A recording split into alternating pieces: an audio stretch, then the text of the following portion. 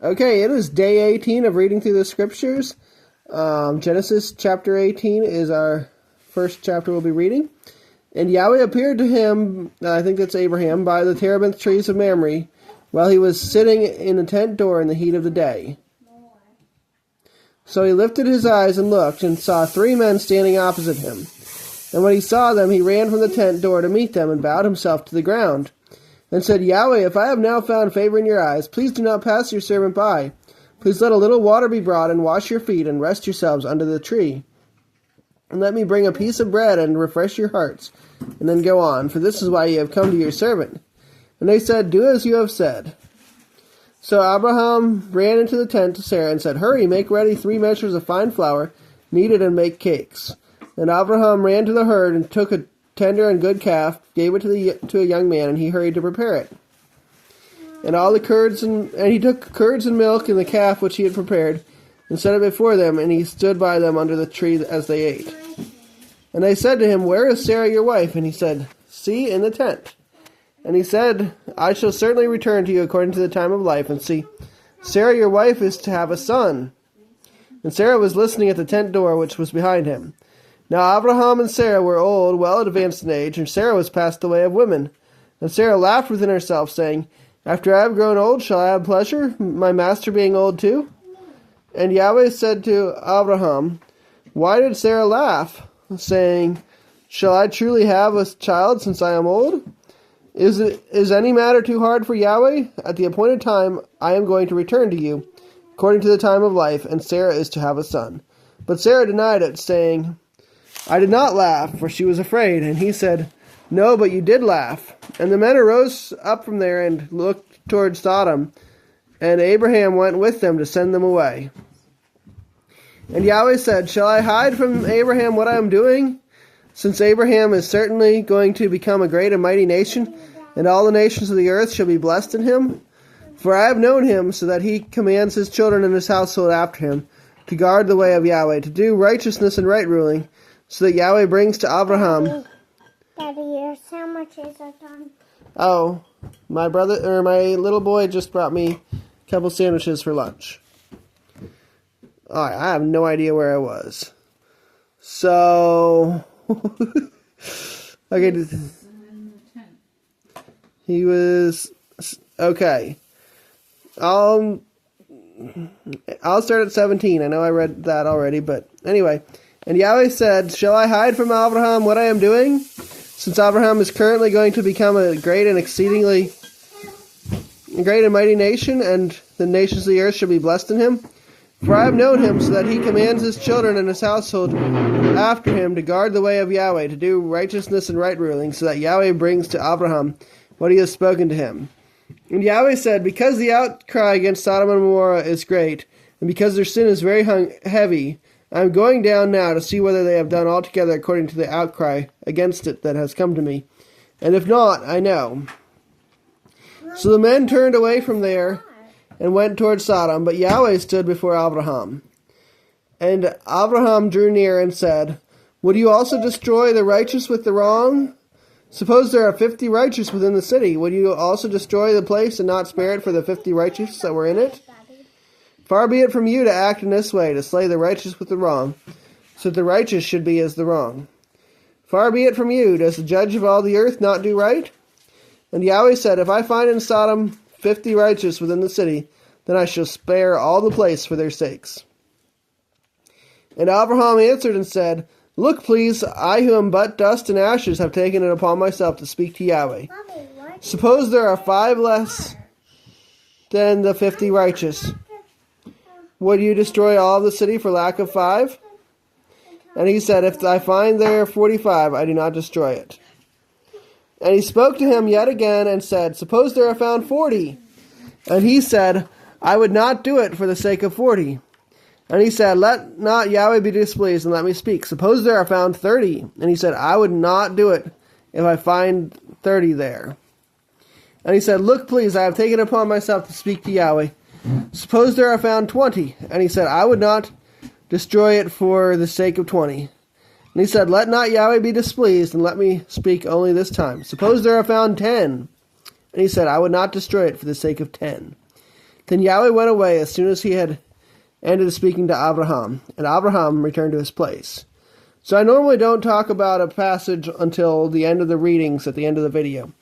But this video, I really want to say that I think it was actually Yeshua, the Messiah, who was the one talking to Abraham here. He was the one out of the, what they would call the Godhead, that has a history of walking on the earth. So when I see the Creator walking on the earth, I view it as Yeshua. Tell me in the comments if you would agree or disagree. And we'll go on to the next chapter.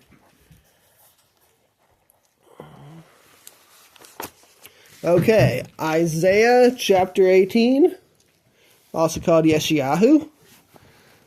Woe to the land shadowed with whirring wings, which is beyond the rivers of Cush, which sends envoys by sea, even vessels of reed on the waters, saying, Go, swift messengers, to a nation tall and smooth-skinned, to a people dreaded from their beginning onward, a nation mighty and trampling, whose land the rivers divide. All inhabitants of the world, and you that dwell on the earth, when a banner is lifted up on the mountains, look, and when a shofar is blown, hear. For thus Yahweh said to me, I am still, and I watch in my dwelling place like dazzling heat and sunshine, like a cloud of dew in the heat of harvest. For before harvest, when the bud is perfect and the sour grape is ripening in the flower, then he shall cut off the twigs with pruning hooks, and shall cut down and take away the spreading branches. They are left together for the mountain birds of prey, and for the beasts of the earth. And the birds of prey shall summer on them, and all the beasts of the earth winter on them. In that time a present shall be brought to Yahweh of hosts from a people tall and smooth-skinned, and from a people awesome from the beginning onward, a nation mighty and trampling, whose land the rivers have divided, to the place of the name of Yahweh of hosts, to Mount Zion. Okay, let's go to Psalms. Psalms chapter 18. I love you, O Yahweh, my strength. Yahweh is my rock and my stronghold and my deliverer. My El is my rock, I take refuge in him. My shield and the horn of my deliverance, my high tower. I call upon Yahweh, the one to be praised, and I am saved from my enemies. The cords of death surround me, and the floods of Belial make me afraid. The cords of Sheol were all around me. The snares of death were before me. In my distress I called upon Yahweh, and to my Elohim I cried. He heard my voice from his Hekel, his temple, and my cry went before him into his ears. And the earth shook and trembled, even the foundations of the mountains were troubled. And they shook because he was wroth. Smoke went up from his nostrils, and consuming fire from his mouth. Coals were kindled by it, and he bowed the heavens and came down, and thick darkness was under his feet. He rode upon a cherub and flew. He flew upon the wings of the wind. He made darkness his covering, around him his booth, darkness of waters, thick clouds of the skies. From the brightness before him his thick clouds passed, hail and coals of fire. And Yahweh thundered in the heavens, and the Most High sent forth his voice, hail and coals of fire, and he set out his arrows and scattered them, and much lightning and confused them. And the channels of water were seen, and the foundations of the earth of the world were uncovered.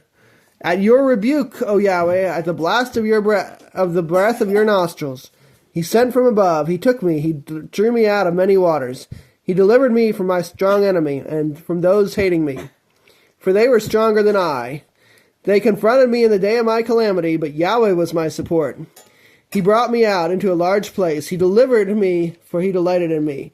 Yahweh rewarded me according to my righteousness, according to the cleanness of my hands he repaid me. For I have guarded the ways of Yahweh, and have not acted wrongly against my Elohim. For all his right rulings are before me, and I did not turn from his laws. And I am perfect before him, and I guard myself from my crookedness. And Yahweh repays me according to my righteousness, according to the cleanness of my hands before his eyes. With the lovingly committed ye show yourself lovingly committed. With the perfect one ye show yourself perfect. With the clean ye show yourself clean. And with the crooked ye show yourself twisted. For you save the afflicted people, but bring down those whose eyes are haughty. For you yourself light my lamp. Yahweh my Elohim makes my darkness light. For with you I run against a man, and with my Elohim I leap over a wall. The El, his way is perfect. The word of Yahweh is proven. He is a shield to all who take refuge in him. For who is Eloah besides Yahweh? And who is a rock except our Elohim? It is El who guards me with strength, and makes my way perfect, making my feet like the feet of deer, and sets me on my high places, teaching my hands for battle, so that my arms shall bend a bow of bronze. And you give me the shield of your deliverance, and your right hand supports me. And your lowliness makes me great. You enlarge my step under me, and my feet shall not slip. I pursue my enemies and overtake them, and do not turn back till they are destroyed. I crush them, and they are unable to rise. They fall under my feet, and you gird me with strength for battle. Cause my adversaries to bow under me. And you have made my enemies turn their backs. As for those hating me, I cut them off. They cry, but no one is there to save. To Yahweh, but he answers them not. And I beat them as dust before the wind. I empty them out like dirt in the streets. You deliver me from the strivings of the people. You set me at the head of the nations. A people I have not known serve me. As soon as they hear of me, they obey me. The foreigners submit to me. The foreigners fade away and come frightened from their strongholds. Yahweh lives, and blessed is my rock, and exalted is the Elohim of my deliverance, the El who avenges me, and he humbles the peoples under me, my deliverer from my enemies. You lift me up above those who rise against me. You deliver me from the man of violence. Therefore I give thanks to you, O Yahweh, among the nations, and I sing praise to your name, making great the deliverance of his sovereign, and showing loving commitment to his anointed, to David and his seed, forever. Okay, one more chapter. And, well, it's not in Mark. Got to get back to Matthew. Okay, Matthew chapter 18. At that time the taught ones came to Yeshua, saying, Who then is greatest in the reign of the heavens? And Yeshua called a little child to him, set him in their midst, and said, Truly I say to you, unless you turn and become as little children, you shall by no means enter into the reign of the heavens. Whoever then humbles himself as this little child is the greatest in the reign of the heavens. And whoever receives one little child like this in my name receives me.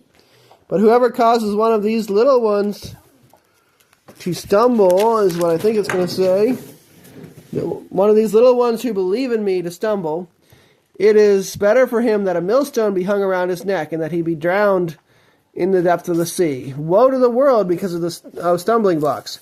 For it is necessary that stumbling blocks come, but woe to the man by whom the stumbling block comes. And if your hand or foot causes you to stumble, cut it off and throw it away from you. It is better for you to enter into life lame or crippled, rather than having 2 hands or 2 feet to be thrown into the everlasting fire. And if your eye causes you to stumble, pluck it out and throw it away from you. It is better for you to enter into life with 1 eye, rather than having 2 eyes to be thrown into the fire of Gehenna. See that you do not despise one of these little ones. For I say to you that in the heavens their messengers always see the face of my Father who is in the heavens. For the Son of Adam has come to save what was lost. What do you think? If a man has 100 sheep and one of them goes astray, would he not leave the 99 on the mountains, going to seek the one that is straying? And if he should find it, truly I say to you, he rejoices more over that sheep than over the 99 that did not go astray. Thus it is not the desire of your Father who is in the heavens that one of these little ones should be lost. And if your brother sins against you, go and convict him between you and him alone. And if he hears you, you have gained your brother. But if he does not hear, take with you 1 or 2 more, that by the mouth of 2 or 3 witnesses every word might be established. And if he refuses to hear them, say it to the assembly. And if he refuses even to hear the assembly, let him be to you like the nations and the tax collector. Truly I say to you, whatever you bind on earth shall be having been bound in heaven, and whatever you loosen on earth shall be having been loosened in heaven. Again I say to you that if 2 of you agree on earth concerning any matter that they ask, it shall be done for them by my Father in the heavens. For where 2 or 3 are gathered together in my name, there I am in their midst. Then Kepha came to him and said, Master, how often shall my brother sin against me and I forgive him? Up to 7 times? Yeshua said to him, I do not say to you up to 7 times, but up to 70 times 7. Because of this, the reign of the heavens is like a certain man, a sovereign who wished to settle accounts with his servants. And when he had begun to settle, one was brought to him who owed him 10,000 talents.